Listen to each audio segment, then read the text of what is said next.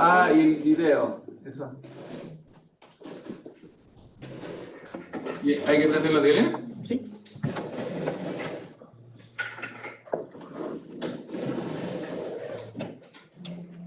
Ahí está. Eso necesita, ¿cierto? Sí. Ya. Sí, para que se vea la pizarra también. Ahí. Mire, que al momento que termine, usted aprieta acá. Yo se lo voy a dejar tal cual. Ah, ya, solamente apretar el rojo. Solamente apretar el botón rojo. Nada más. Yo se lo voy a dejar ahí, porque ya no necesita mover nada más. Entonces, lo que usted quiera terminar, presione el botón rojo. Ya, excelente. Gracias.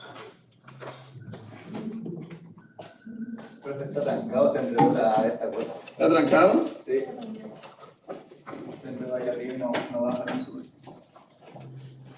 Ah, entonces. Ah, las dos, ninguna de las dos. Sí, mira, está con ninguna allá arriba.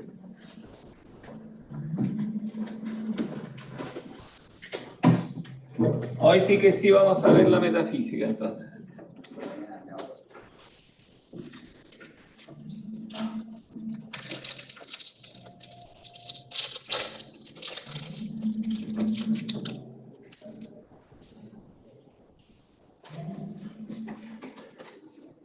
Buongiorno, principessa.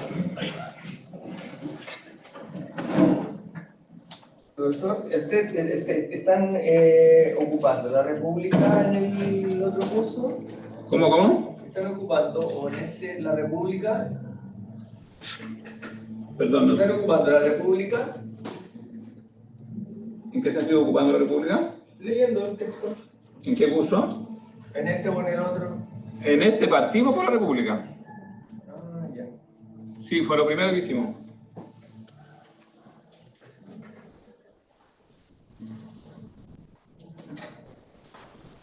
¿Por casualidad no es bilingüe la edición que están usando?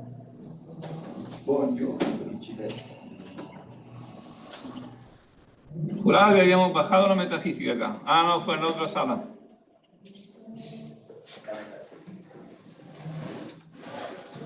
La metafísica. Fue el jueves, claro.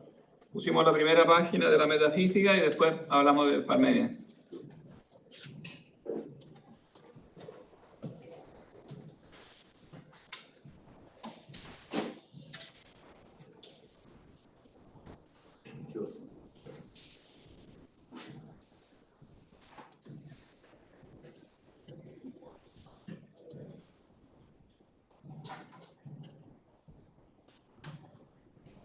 Metafísica trilingüe.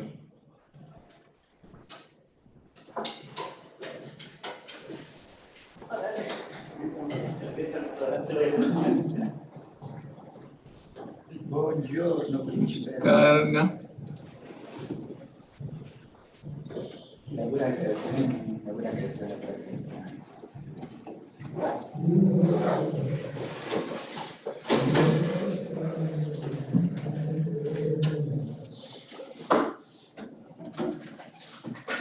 Ahí prendió el proyector, ¿no? Sí. Electivo antiguo. Aristóteles.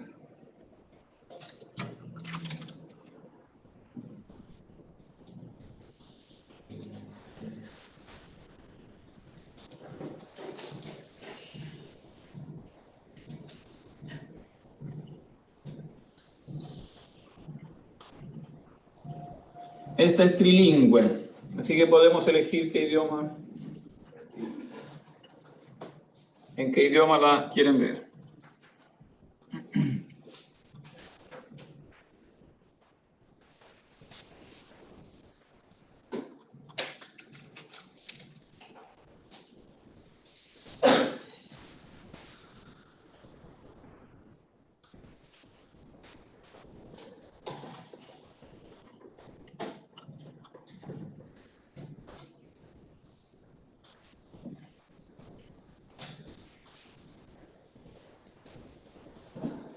Bien. ¿Quién se anima a partir?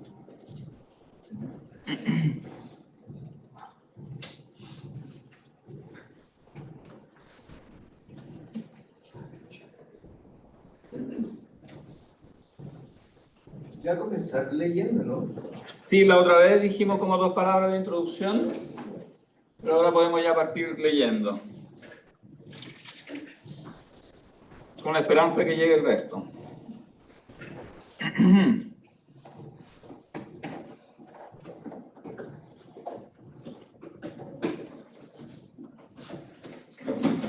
¿Qué parte? Ya. Todos los hombres desean por naturaleza saber, así que implica el amor a los sentidos, pues, al margen de su utilidad, son amados a causa de sí mismos. Disculpa, te pido un favor. ¿Tú podrías ponerte un poquito más cerca?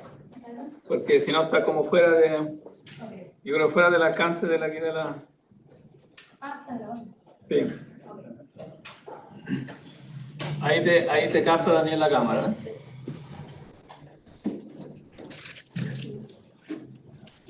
Todos los hombres desean por naturaleza saber, así que indica el amor a los sentidos, pues, al margen de su utilidad, son amados a causa de sí mismos.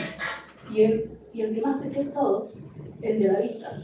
En efecto, no solo para orar, sino también cuando no pensamos hacer nada, preferimos la vista, por decirlo así, a todos los otros. Y la causa es que, de los sentidos, este es el que nos hace conocer más y nos muestra muchas diferencias. Por naturaleza, Sí. Por naturaleza, No cabe. está muy cerca. Ya, por naturaleza, los animales nacen dotados de sensación, pero esta no engendra en alguna la memoria, mientras que en otros sí. Y por eso estos son más prudentes y más aptos para aprender que los que no pueden recordar. Son prudentes sin aprender los incapaces de oír los sonidos, como la abeja y otros animales semejantes, si los hay. Aprenden, en cambio, los que, además de memoria, tienen este sentido.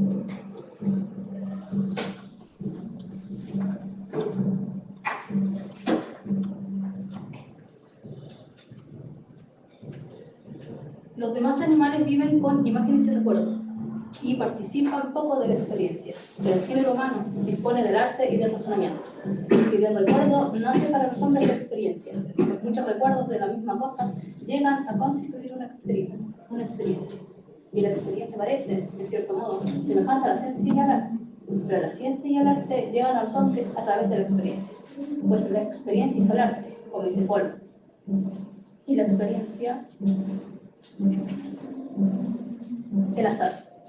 Nace el arte cuando de muchas observaciones experimentales surge una noción universal sobre los casos semejantes, pues tener la noción de que acá Calias, afectado por tal enfermedad, que fue bien tal remedio, y lo mismo Sócrates y a otros muchos considerados individualmente, es propio de la experiencia.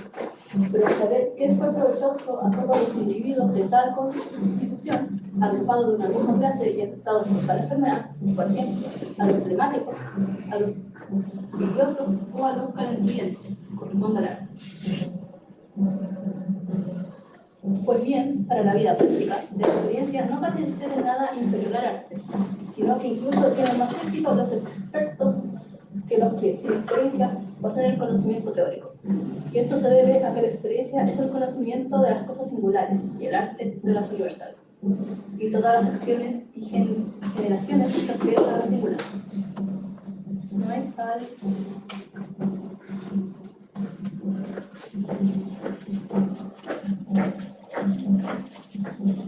No es el hombre, efectivamente, a quien sana el médico, a no ser accidentalmente, sino a Calias o Sócrates, o a otro de los así llamados, que además es hombre.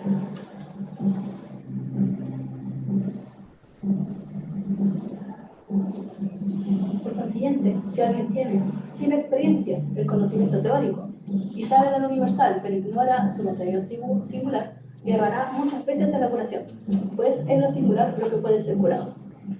Creemos, sin embargo, que el saber y el entender pertenecen más al arte que a la experiencia, y consideramos más sabios a los conocedores del arte que a los expertos, pensando que la sabiduría corresponde en todos al saber. Y esto porque uno sabe la causa y otros no, pues los expertos saben el qué, pero no el por qué. Aquellos, en cambio, conocen el por qué y la causa. Por eso a los jefes de obra los consideramos en cada caso más valiosos y pensamos que entienden más y son más sabios que los simples operarios. porque sabe las causas de lo que están haciendo, de lo que se está haciendo. Estos, en cambio, como algunos seres inanimados, hacen, sí, pero hacen sin saber lo que hacen, del mismo modo que quema el fuego. Los seres inanimados hacen estas operaciones por simple impulso natural, y los operarios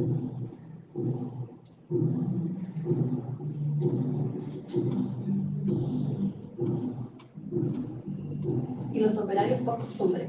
Así pues, no consideramos a los jóvenes de ahora más sabios por su habilidad práctica, sino por su dominio de la teoría y su conocimiento de las causas.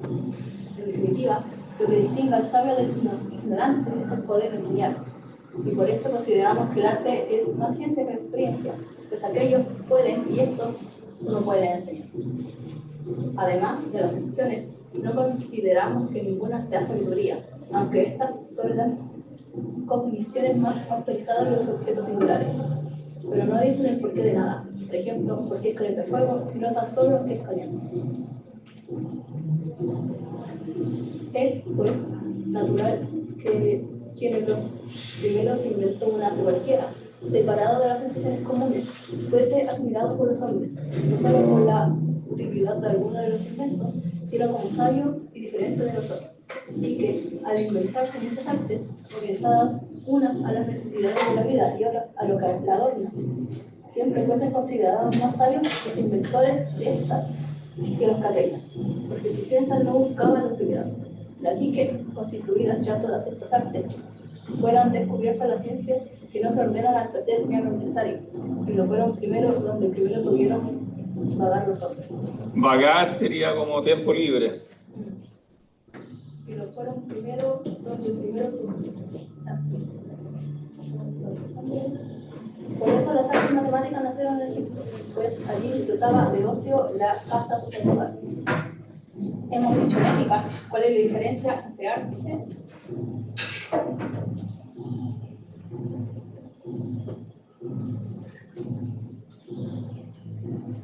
Hemos dicho en ética la diferencia entre arte, la ciencia y los demás conocimientos del mismo género. Lo que ahora queremos decir es esto: que la llamada sabiduría versa, en opinión de todos, sobre las primeras causas y sobre los principios. De suerte que, según dijimos antes, el experto nos parece más sabio que los que tienen una sensación cualquiera, y el poseedor de un arte más sabio que los expertos, el jefe de una obra más que un simple operario, y los conocimientos teóricos más que los prácticos. Resulta, pues, evidente que la sabiduría es una ciencia sobre ciertos principios y causas. Aquí termina el 1, ¿eh? Bien. ¿Quién quiere resumirlo? ¿O qué les pareció más llamativo?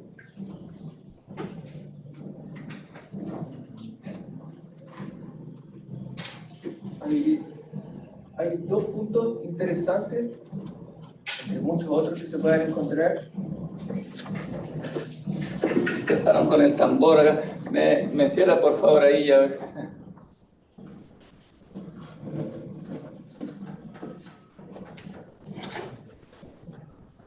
En el 1 es en la primera línea, cuando se ocupa saber como Eidenai. Eso es algo bien interesante. Eidenai. Claro, ¿por qué dice que eso es interesante, Eidenai? Porque normalmente estamos acostumbrados a ocupar saber, por otra parte, por Sofía, Episteme, y Eidenai lo solemos relacionar a lo que tiene que ver con el ver la figura, aprender el eidos. Ah, claro, eso es importante de esta palabra Eidenai, que está relacionado con id, con esta raíz id que significa ver, no videre, Claro. vid. Y al parecer, por eso también no es casual de que a lo que va es precisamente que después hace una relación con el ver. Con la vista, claro, que de los 5 sentidos, dice, el más importante es la vista, porque nos hace conocer más. Claro. Claro. Tiene que ver con eidos, no con la palabra eidos que usa Platón. Claro, y lo otro, que aparte, como un paréntesis quizá anecdótico, no sé si se lo habrá hecho intencionalmente, cuando dice que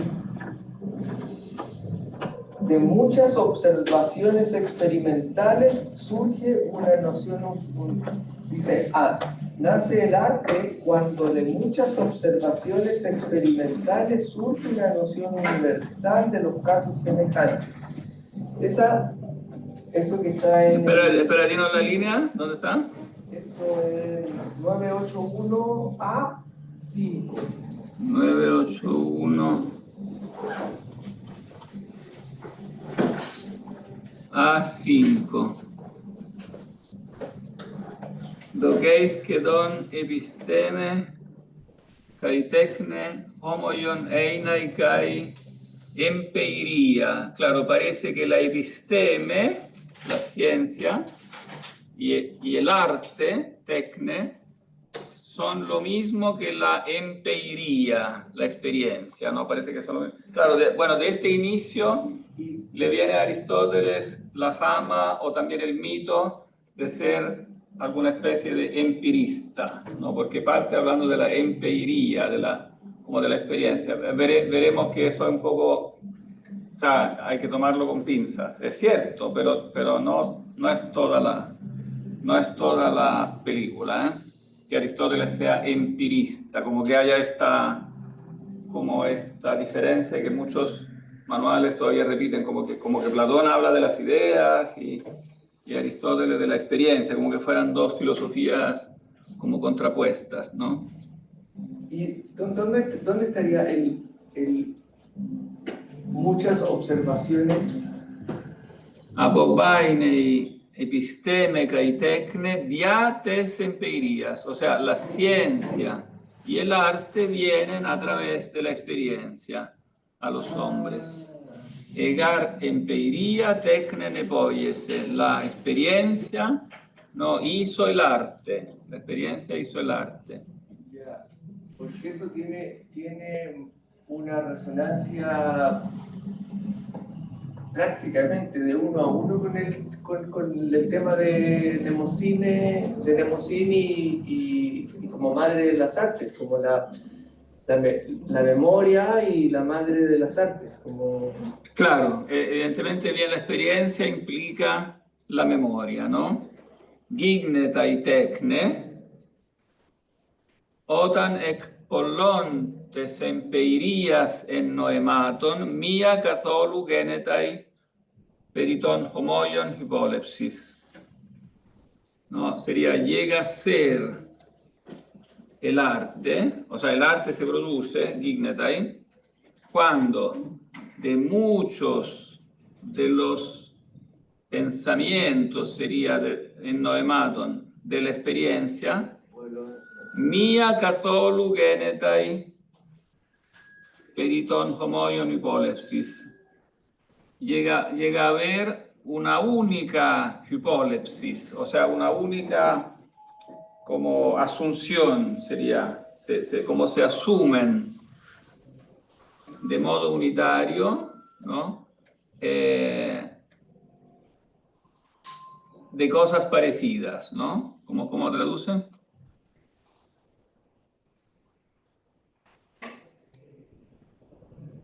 Agrupar, claro, de muchas observaciones experimentales surge una noción universal sobre los casos semejantes.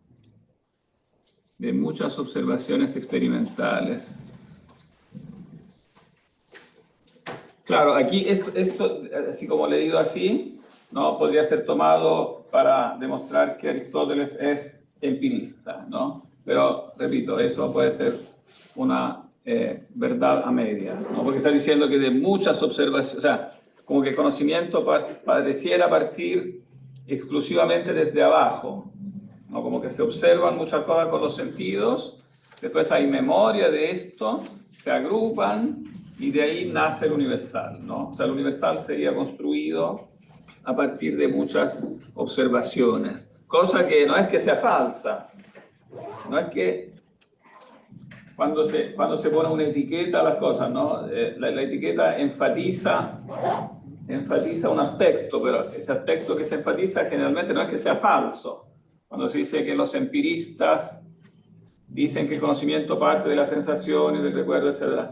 No es que eso en sí mismo sea falso, pero se transforma en empirismo como doctrina cuando eso pasa a ser toda la película. Si yo digo que solo eso es el punto relevante, entonces soy empirista.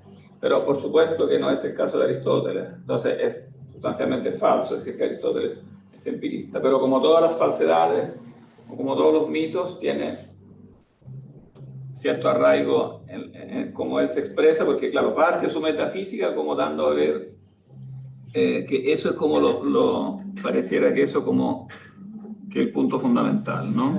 Pero, perdón, es que parece que obviamente no está hablando de un empirismo así barato, por decirlo así, como inmediatista, porque también está eso, como le decía, de que Mnemosyne, como madre de las musas, está el memorizar, recordar y tener experiencia de los asuntos, de las cosas que ocurren, experiencia de la naturaleza, de relatos, o lo que pasaba con los cantos homéricos, que se aprendían, se memorizaban. Claro, pero la trampa que puede estar acá, como está en todo como está en toda afirmación como empirista, es que primero habría que partir por definir qué es experiencia, porque decir que el conocimiento nace de la experiencia en sí mismo puede estar bien, pero la experiencia, cómo, en el fondo, cómo se produce, qué implica, qué es la experiencia, porque él parte de la sensación y da la impresión que como que de la sensación misma viene la experiencia, pero la experiencia implica después algo más que la pura sensación, y él después lo dirá, ¿no? Pero hasta el momento no lo dice. Bueno, y hay que tener en cuenta que en general lo que él dice no es muy sistemático. Digamos, el hecho de que está ordenado en libros, aparentemente, como no es diálogo, como en Platón, que va y viene, uno puede tener la expectativa errónea de que esto va a ser sistemático. No tengan esa expectativa, ¿no? Porque estos son como la propia composición de la obra no es sistemática, la obra fue armada a posteriori, son como cursos, en el fondo son apuntes de cursos, todas las obras esotéricas de Aristóteles, que después alguien editó y organizó, o quizás él mismo empezó a organizar, pero a posteriori.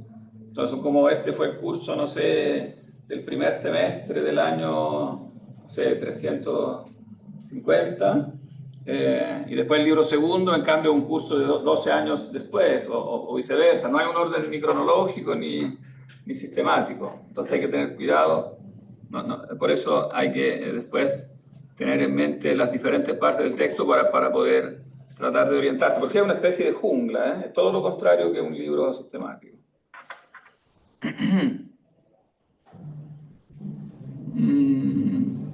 Bien. Bueno, hace esta diferencia entre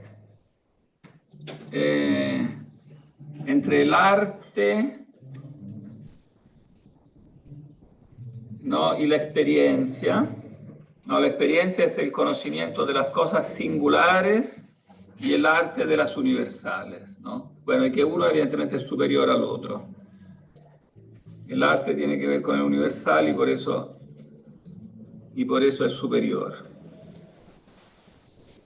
Ahora, ¿cómo exactamente se produce el universal? No es muy fácil de saber y él mismo tendrá que después enfrentar este problema.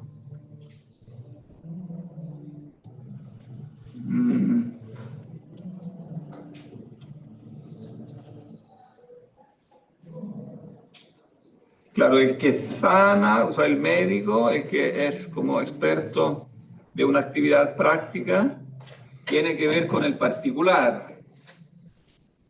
Es el hombre, o sea, no es el hombre en general a quien sana el médico, sino que al hombre particular, a Calia o a Sócrates.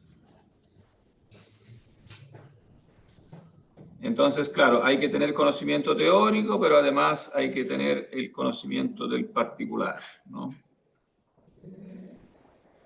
Aún así, el arte es superior porque en el fondo sabe el porqué, ¿no?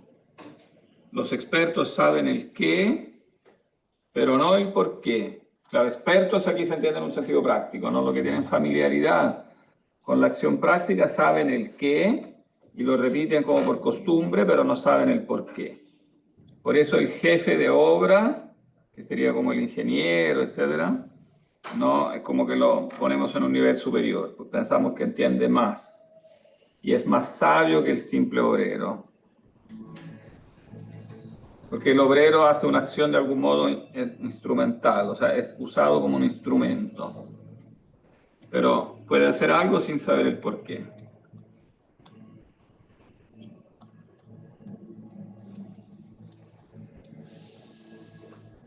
Esa en el fondo es la diferencia, por su dominio de la teoría y su conocimiento de las causas.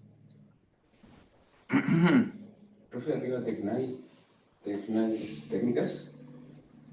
No, más bien artes. Claro, tecne es el arte, en general. Pero claro, arte entendido en un sentido científico. Sí. Más bien corresponde a lo que nosotros llamamos ciencia.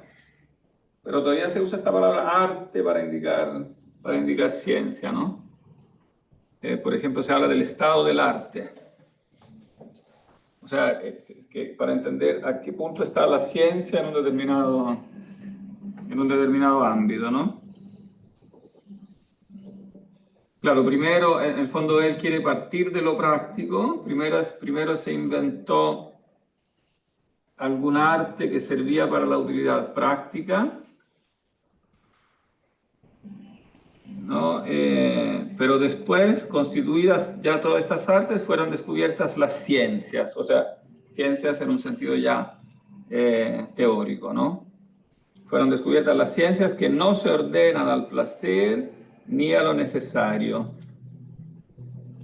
Y lo fueron donde primero tuvieron vagar los hombres. Claro, que cuando en el fondo satisfechas las necesidades básicas, ¿no? Entonces empezó a existir gente que tenía tiempo que perder, ¿no? O que, claro, en otras palabras, empezaron a existir sociedades complejas donde una clase de personas podía darse el lujo de dedicarse a una actividad puramente teórica, ¿no? Porque la subsistencia ya estaba asegurada por las clases, digamos, trabajadoras, no existía una jerarquía y entonces empezó a existir una aristocracia, por ejemplo, en Egipto, ¿no? Las artes matemáticas nacieron en Egipto, pues allí disfrutaba de ocio la casta sacerdotal, ¿no? Los sacerdotes tienen ocio. Bueno, aquí se usa la palabra ocio en castellano como traducción del latín otium, ¿no? El latín otium no tiene este significado como esta mala fama que tiene en castellano, ¿no? Para nosotros el ocio es como una cosa negativa, ¿no? Pero el otium en latín tiene un significado positivo. Es el tiempo libre que uno puede dedicar a la literatura, la filosofía, la ciencia pura, ¿no? La ciencia que no tiene como un objetivo utilitario inmediato. Entonces es algo positivo. Claro, que se contrapone al negocio, el ocio y el negocio. ¿No? El negocium es la actividad política, la actividad empresarial, etc.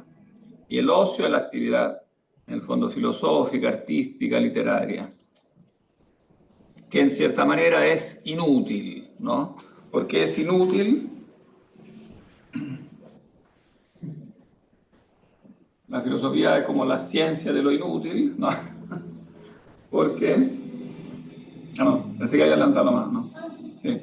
Porque se va más a lo teórico, no cubre las necesidades prácticas como más urgentes, porque eso se supone que ya está cubrido, estar dentro del ambiente ya del ocio. Pero si es inútil, ¿por qué lo hacemos? Por sí mismo, no tiene una razón. Por amor a sí. No está Claro, subordinado, porque es en sí misma un fin, claro. Entonces, decir que es inútil es evidentemente una, o sea, hay que entenderlo en el sentido correcto, ¿no? No es que es inútil porque es una cosa que no sirve de nada, sino que es inútil porque no tiene un fin más allá de sí misma. Pero siendo ella fin en sí misma, en ese sentido es lo más valioso, es lo que tiene mayor valor, porque precisamente por eso, porque tiene fin, porque es fin en sí misma. Podría ser como no sirve para nada, pero sirve de algo. Claro, porque en el fondo nos sirve a nosotros, claro. En sí mismo es el fin último, pero como nosotros ese fin no lo hemos alcanzado, a nosotros visualizar el fin último sí nos sirve, porque nosotros, claro, en la ciencia de lo inútil, por cuanto el objeto es el fin último, pero no quita que para nosotros es útil, porque nosotros no estamos en el fin último, entonces, digamos, visualizarlo para nosotros es útil. Alimenta la experiencia humana. ¿Cómo? Alimenta la experiencia humana, el quehacer humanos. De ahí brotan y nacen cosas que nos sirven en el fondo.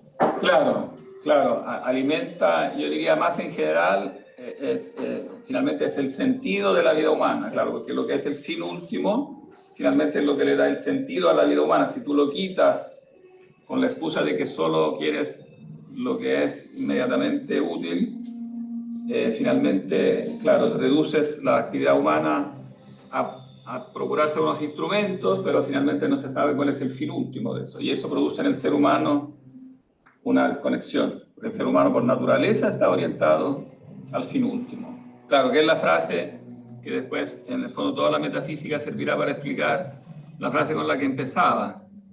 Todo hombre, por naturaleza, desea saber. Y este saber, entonces, es un saber de algo que es fin último, porque hay como un saber, hay un saber de algo último. Entonces, no es como un saber meramente como instrumental para la necesidad inmediata, sino que es saber en el sentido absoluto. Desean por naturaleza saber. No meramente saber para como procurarse comida o saber para tener éxito, etcétera, sino saber por saber, ¿no? Saber, entonces, digamos, el fin último de la actividad humana. No es un mero como instrumento.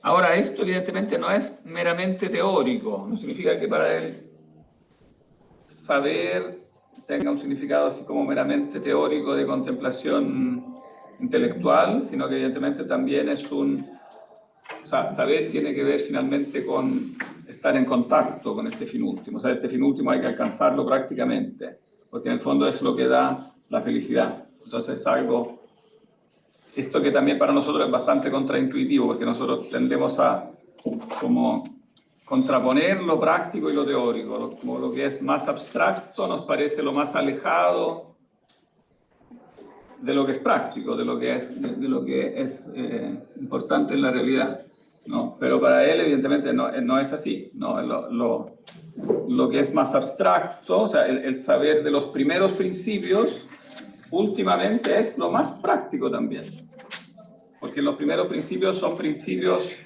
de la realidad. Entonces, digamos, contemplar el primer principio de la realidad es estar en contacto verdadero con la realidad misma. Por tanto, es como lo más práctico que hay.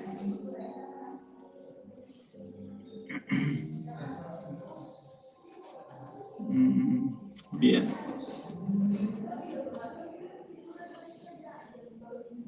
Claro, bueno, y esta ciencia, entonces, o sea, existe una ciencia en este sentido, entonces, que es superior a las demás ciencias, ¿no? Puesto que buscamos esta ciencia, la sabiduría,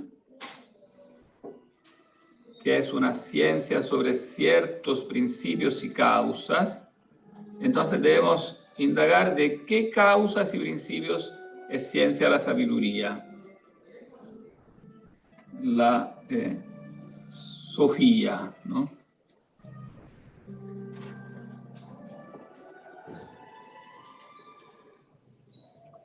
si tenemos en cuenta el concepto,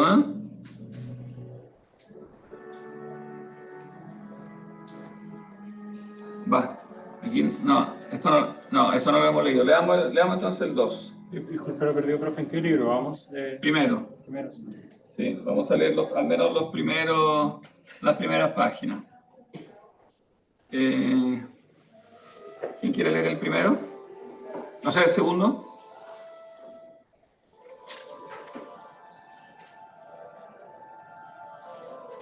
¿Voluntarios? ¿Yo? Ya. Ya. Y puesto que buscamos esta ciencia, lo que debiéramos indagar es de qué causas y principios es ciencia la sabiduría.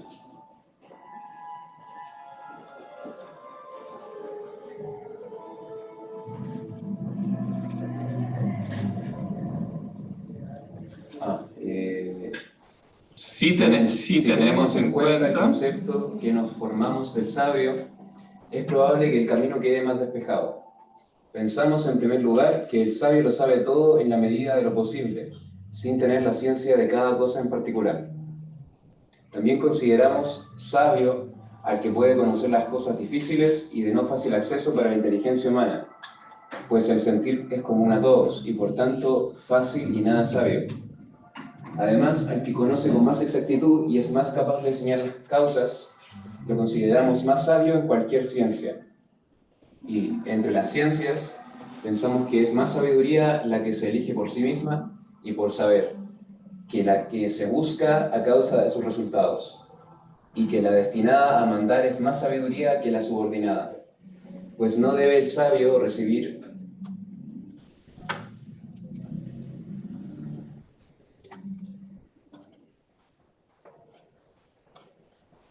órdenes, sino darlas. Y no es él el que ha de obedecer a otro, sino que ha de obedecerle a él el menos sabio. Tales son, por su calidad y su número, las ideas que tenemos acerca de la sabiduría y de los sabios. Y de estas, el saberlo todo pertenece necesariamente al que posee en sumo grado la ciencia universal, pues éste conoce de algún modo todo lo sujeto a ella. Y generalmente, el conocimiento más difícil para los hombres es el de las cosas más universales, pues son las más alejadas de los sentidos. Por otra parte, las ciencias son tanto más exactas cuanto más directamente se ocupan de los primeros principios, pues las que se basan en menos principios son más exactas que las que proceden por adición. La aritmética, por ejemplo, es más exacta que la geometría. Además, la ciencia que considera las causas es también más capaz de enseñar, pues enseñan verdaderamente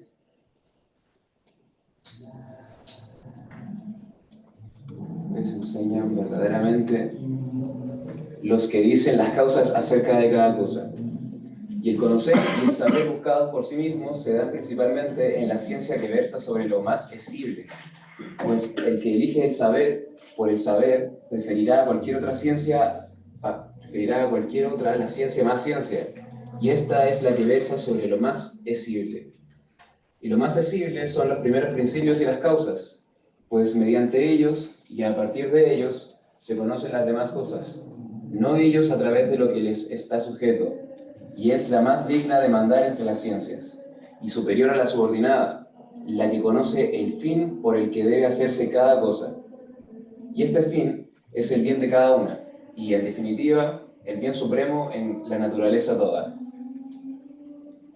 Por todo lo dicho, corresponde a la misma ciencia el nombre que se busca, pues es preciso que ésta sea especulativa.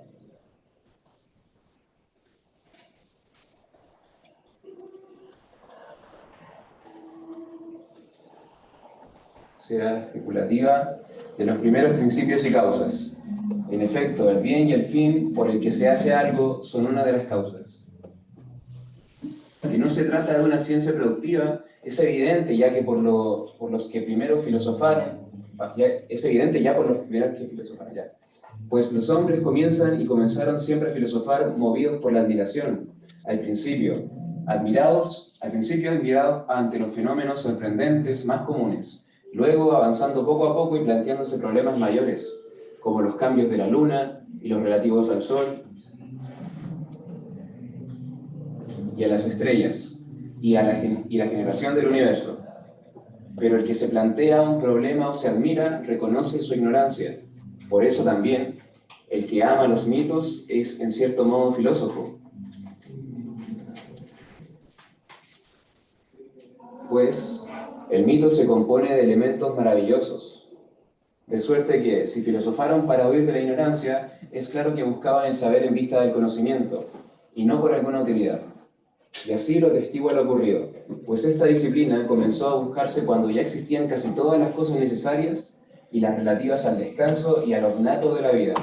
Es, pues, evidente que no la buscamos por ninguna otra utilidad, sino que, así como llamamos hombre libre al que es para sí mismo y no para otro, así consideramos a esta como la única ciencia libre, pues esta sola es para sí misma. Por eso también su posesión podría con justicia ser considerada impropia del hombre, pues la naturaleza humana es esclava en muchos aspectos, de suerte que, según Simónides, solo un Dios puede tener este privilegio. Aunque es indigno de un varón no buscar la ciencia a él proporcionada. Por consiguiente, si tuviera algún sentido lo que dicen los poetas, y la divinidad fuese por naturaleza envidiosa, aquí parece que se aplicaría principalmente y serían desdichados todos los que en esto sobresalen. Pero ni es posible que la divinidad sea envidiosa, sino que, según el refrán, mienten mucho los poetas, ni debemos pensar que otra ciencia sea más digna de aprecio que esta.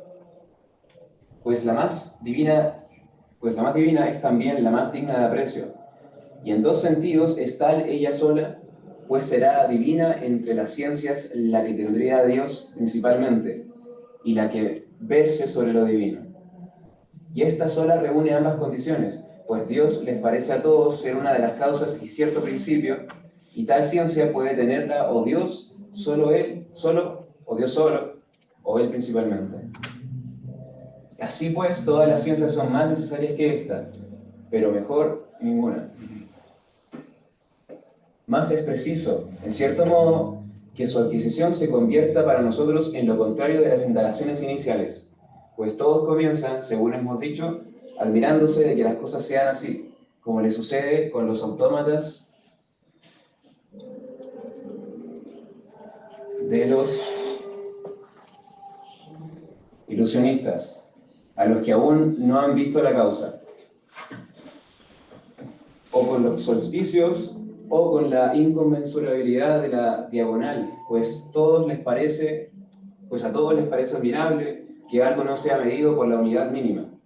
Pero es preciso terminar en lo contrario y mejor, según el proverbio, como sucede en los casos mencionados, después que se ha aprendido, pues de nada se admiraría tanto un geómetra como de que la diagonal llegara a ser conmensurable. Queda pues dicho cuál es la naturaleza de la ciencia que se busca, y cuál la meta que debe alcanzar la indagación y todo el método. Y ahí termina el 2. Este 2 es muy importante. ¿Quién lo quiere resumir?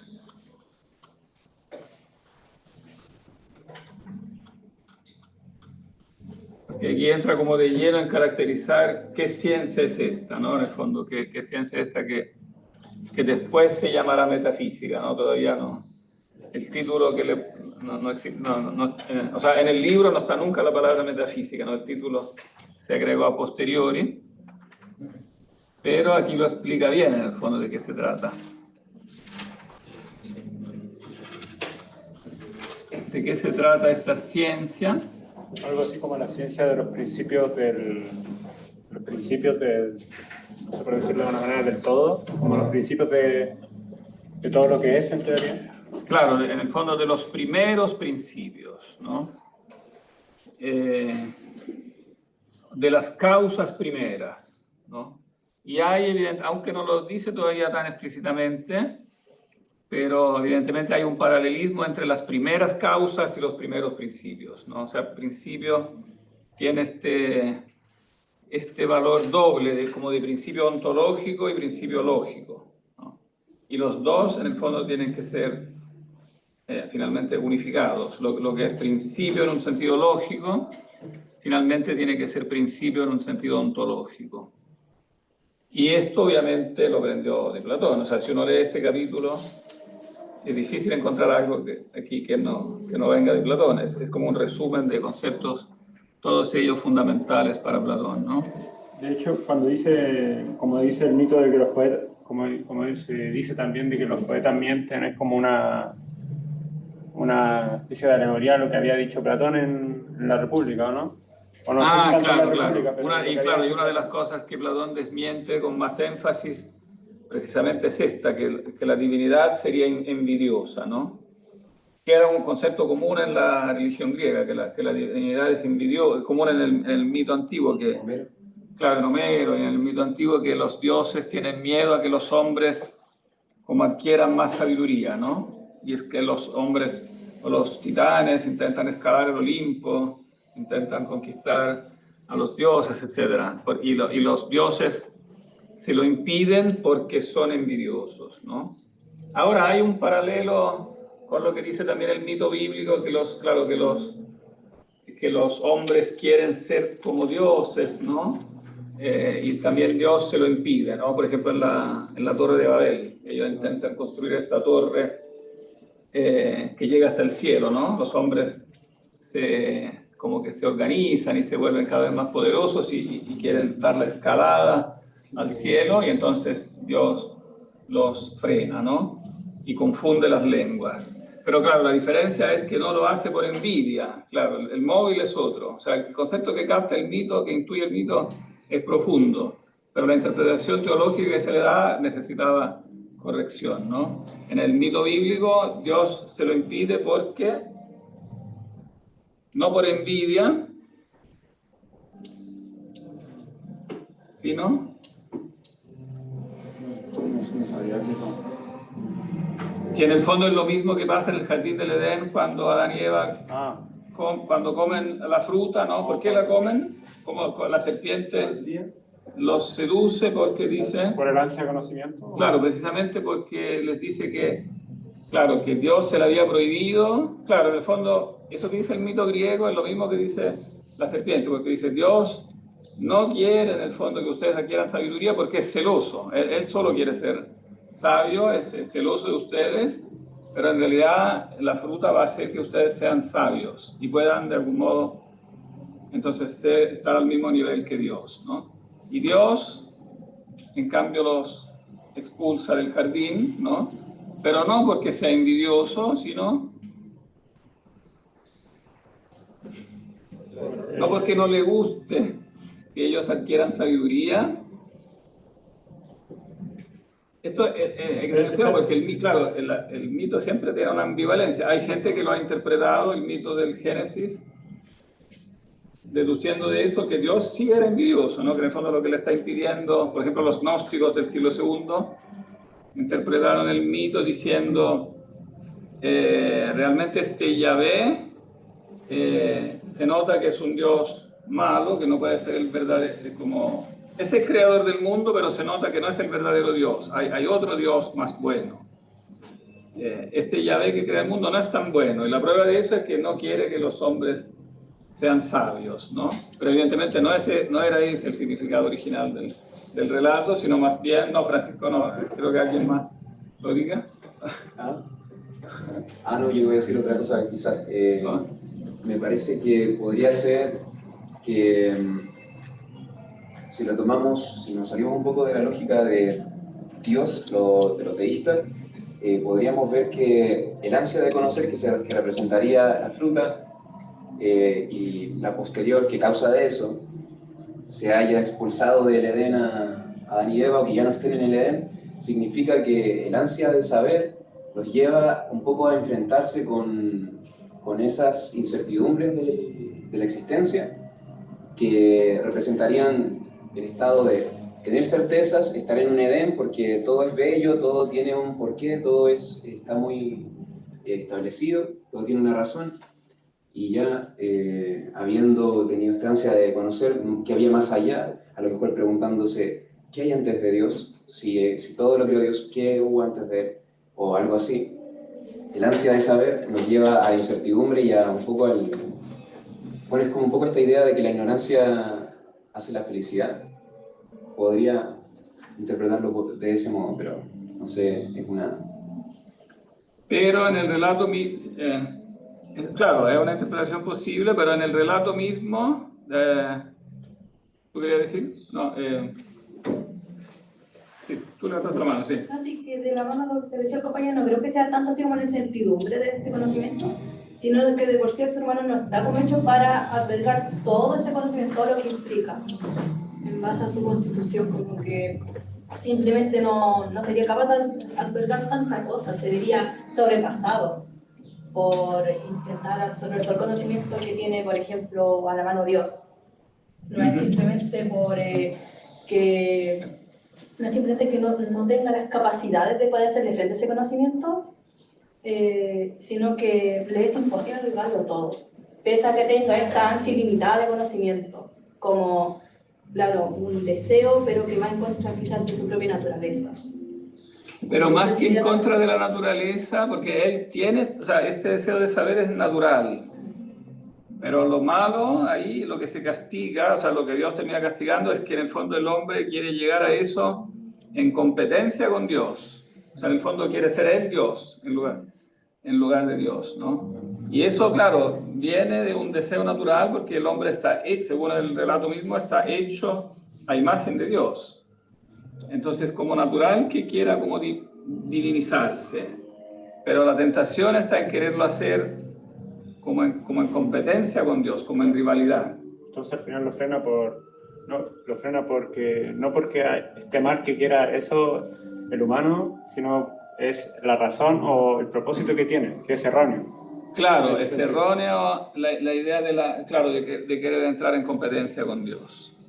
Y de eso, en el fondo, hay una profunda razón metafísica, porque en el fondo el motivo por el que la teología griega, pagana, digamos, concibe esta envidia de los dioses, los tonos, teón, en el fondo es porque el concepto mismo de Dios no está claro, ¿no? Y se concibe a Dios como otro ser que pueda estar, claro, más poderoso, inmortal, etcétera, pero que de algún modo pueda estar en el mismo plano, o sea, como que pueda haber una competencia, una rivalidad, ¿no? En cambio, evidentemente, el Dios bíblico no tiene metafísicamente sentido que entre en esa competencia, porque él es el ser propiamente tal, que es lo mismo que en el fondo intuyó Platón, que él es el bien en sí.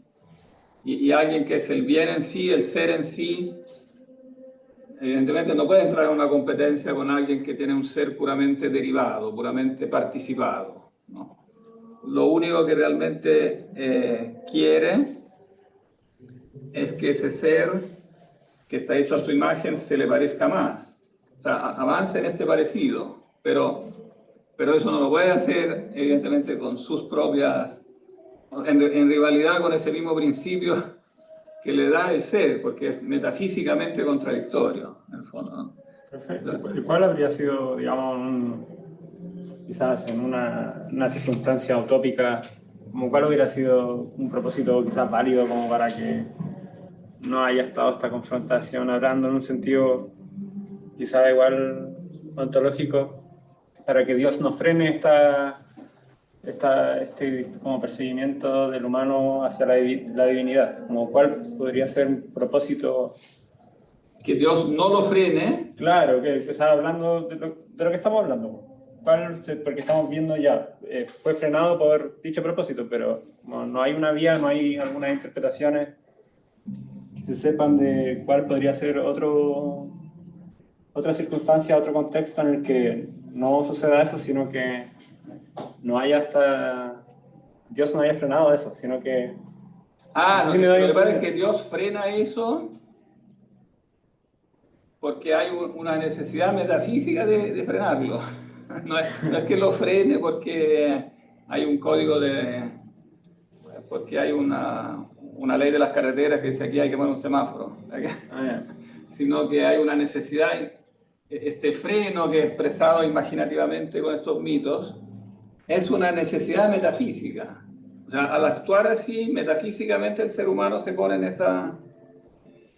esa relación errónea con el creador en el fondo. Y eso lo frena automáticamente, un freno, o sea, le produce un trauma, o sea, porque en el fondo lo que está haciendo es chocando contra un muro. No es que no esté esperando un semáforo, está chocando contra un muro de granito, un muro que no se puede mover. Entonces, cuando tú chocas contra el muro, no puedes pensar que el muro se mueve, digamos. Eres tú que te aplastas. Claro, igual de todas maneras, es como que también le da un aviso, decirle como, no te metas ahí porque en el fondo eso te haría daño, ese no es el camino. No es el camino, porque en el jardín sí hay muchas cosas que hacer, o sea, hay labores, aquí, no sé, puedes cultivar la tierra, puedes aprender muchas cosas, y siempre en sintonía. Entonces, si nosotros, frente a la pregunta que hace el compañero, nos pusiésemos en el caso hipotético de cómo aprendería el ser humano sin tomar ese camino que es el camino de la serpiente antigua, sería, no sé, si nos poner un ejemplo así a la rápida, dice, ¿de dónde sale el texto de itinerario de la mente de Dios de San Buenaventura? Entonces él está aprendiendo, pero está tomando un camino donde no está siguiendo ese camino compitiendo con Dios, sino que está aprendiendo a partir de lo que Dios le está dando. Claro, claro. Y es la misma intuición que está acá en el fondo. O sea que, claro, que no puede haber envidia porque en el fondo ahí está la fuente. Está la fuente del ser, ¿no? Entonces está de fondo la misma intuición. ¿Y qué me dicen de esto de que hay como una aparente dificultad en esto cuando dice que el conocimiento más difícil para los hombres es el de las cosas más universales? Pero por otra parte, las ciencias son tanto más exactas cuanto más directamente se ocupan de los primeros principios, pues las que se basan en menos principios son más exactas que las que proceden por adición. Porque por un lado parece que los principios son lo que tenemos primero, que tenemos más a la mano, y por otro lado parece que es lo más difícil porque está más alejado de los sentidos. Y esta es como una especie de antinomia que en Aristóteles sigue siendo transversal en toda la metafísica y en otras obras también. Entonces hay que entenderla bien, porque en el fondo es en dos sentidos distintos, que son más cercanos los primeros principios y más lejanos en otro sentido. Aparentemente son más lejanos porque, claro, nuestro conocimiento parece que parte de las cosas sensibles, pero por otro lado, aquello que permite el conocimiento de las mismas cosas sensibles son los propios primeros principios. Entonces, en otro sentido, son más cercanos a nosotros. ¿Se entiende es una aparente contradicción? Sí, claro. Pero Aristóteles no siempre aclara por qué esta contradicción es aparente. Entonces, a veces dice son los más cercanos, a veces son los más lejanos. Por eso hay que tratar de entender bien en qué sentido de lo uno y en qué sentido de lo otro. Claro, porque como si el conocimiento más difícil para los humanos está en las cosas universales, pero las ciencias que se ocupan de algunos principios que son más exactas nos entregan informaciones como si fuera una rueda que se conecta las cosas más universales con los primeros principios, en el sentido de que si se estudian los primeros principios con las ciencias exactas, nos dan información o nos acerca también a las cosas universales, porque tenemos más conocimiento, en teoría, de algunas cosas, ¿o no? O sea, es como una correlación que hay entre el conocimiento de las cosas más universales y como dice ahí, los primeros principios, o la ciencia que supone Claro, los porque primeros los principios. primeros principios son aquellos que permiten el conocimiento de todo el resto, lo decía en algún momento. Claro. Son primero que todo son lo más conocible, ¿no? Pues mediante ellos y a partir de ellos se conocen las demás cosas, no ellos a través de lo que les está sujeto. Entonces, eso es importante. O sea, cuando decimos que partimos conociendo las cosas sensibles, que era lo que, como había partido el libro, ¿no? Que primero hay una empiría de las cosas sensibles, pero aquí nos está diciendo algo muy importante que balancea eso. Claro, partimos conociendo las cosas sensibles, pero ¿cómo las conocemos? Mediante los primeros principios, que son los más universales. Entonces, es algo que tiene que ya estar, para decirlo en el vocabulario posterior, tiene que estar a priori. Se necesita este a priori, entonces no es un empirista como a la manera de Locke, ¿no? Que dice, bueno, tenemos una experiencia y después con unas cuantas reflexiones, no mejor especificadas, llegamos a las ideas, ¿no? No, aquí se especifica, no, existen unos primeros principios. O sea, esta reflexión del ser humano se basa en algo bien preciso, que son los primeros principios.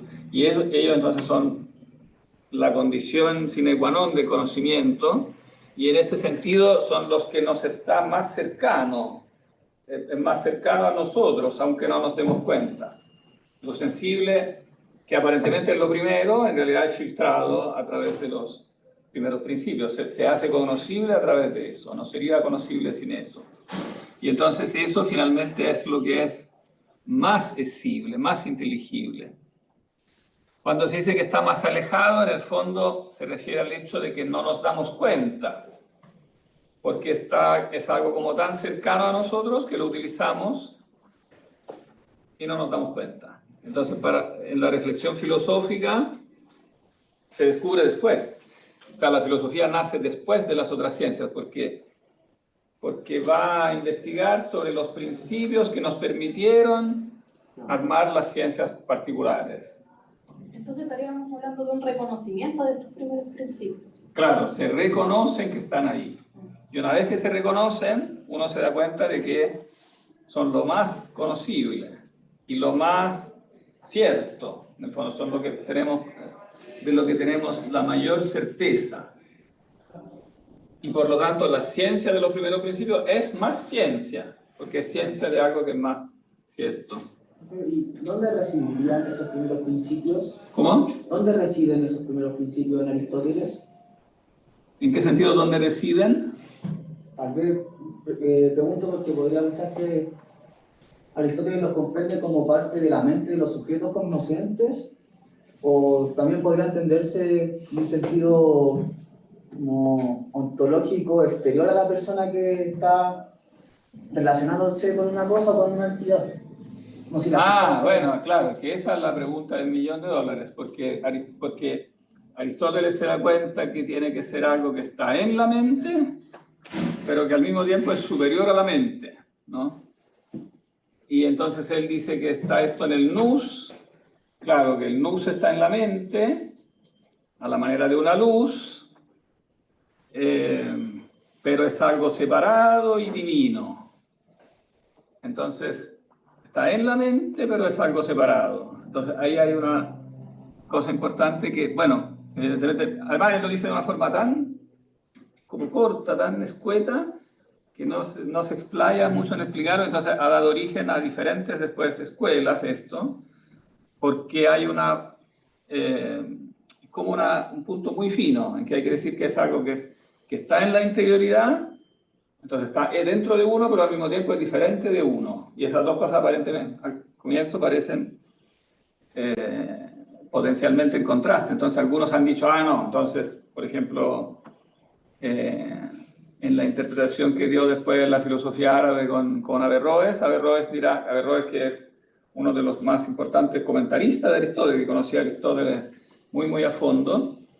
Averroes dice, no, el nous es como un intelecto separado, que es igual, como que ilumina a todos los hombres, pero que es en el fondo es divino. No es propiamente Dios, pero es como una emanación de Dios que es igual para todos, que ilumina a las mentes, ¿no?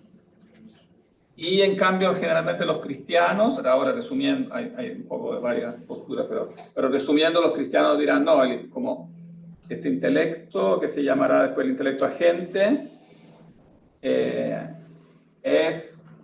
hay uno para cada persona, aun cuando sí la luz del intelecto es como una impresión, una emanación de Dios. Entonces, así con este concepto de la impresión, que en el fondo se retoma de Agustín, que a su vez también lo retoma, las imágenes ya estaban en la tradición neoplatónica. En el fondo hay una impresión en la mente, pero la mente es individual. Entonces, hay un intelecto agente que es individual para cada hombre, pero la luz del intelecto, ella es objetiva. Entonces, ahí está como la iluminación de la mente como algo objetivo.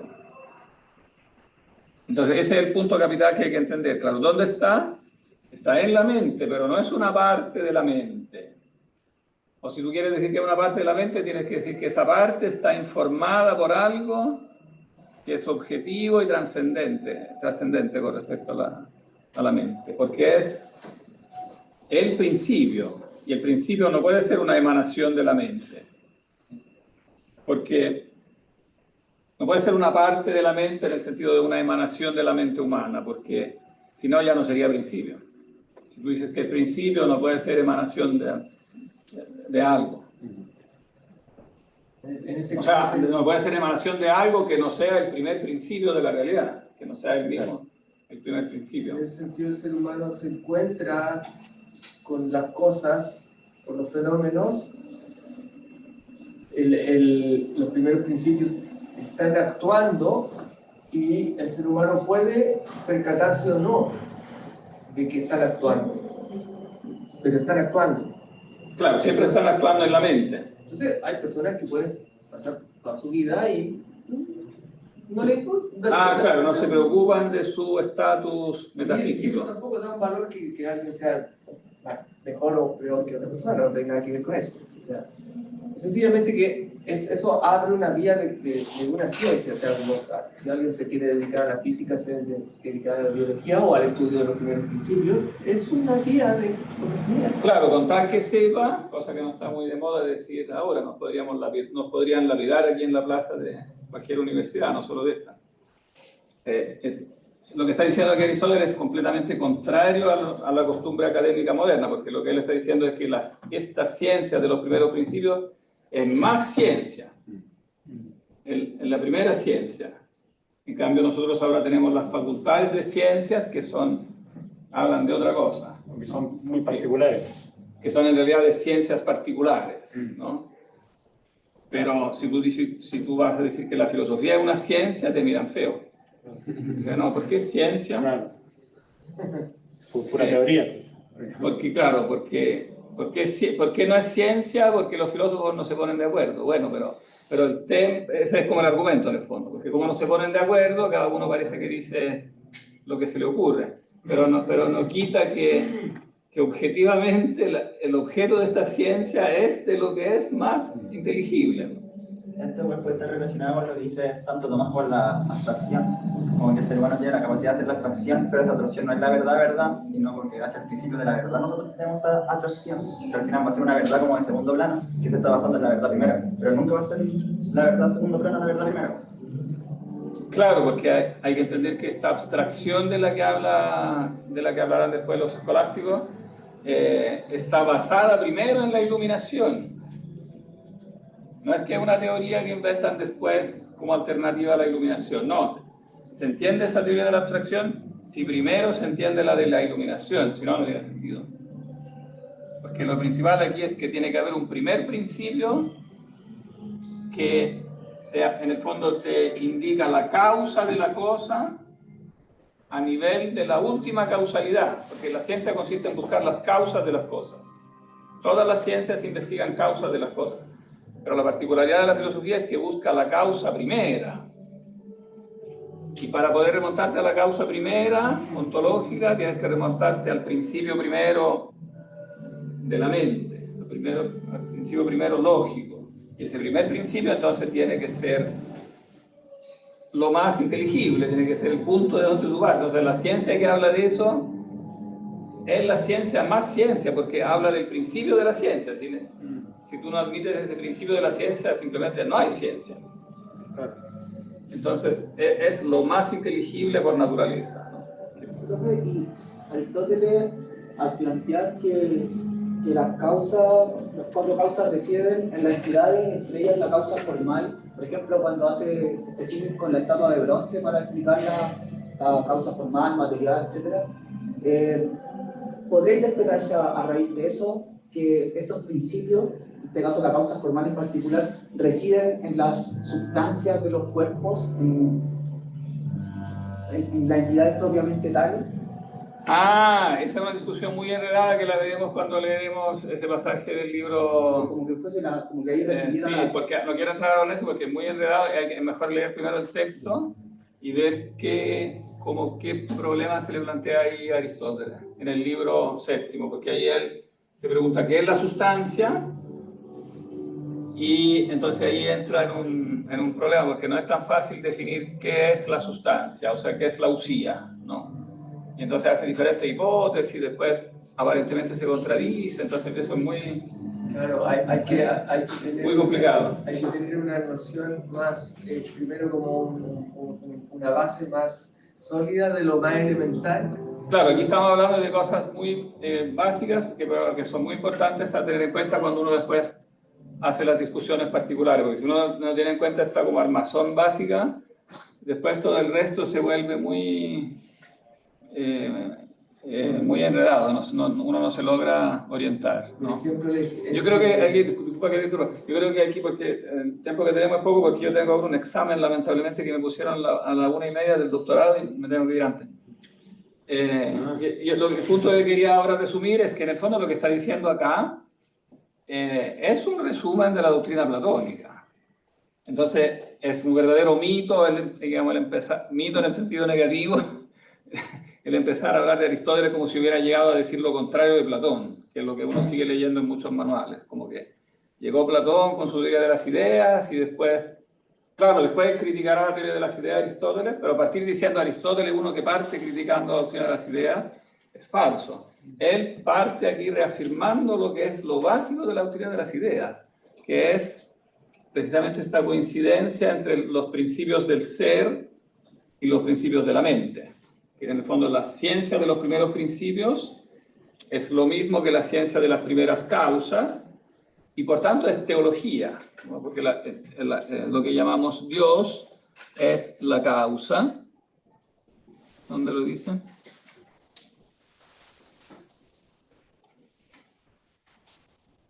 Claro, bueno, una ciencia libre, la ciencia última.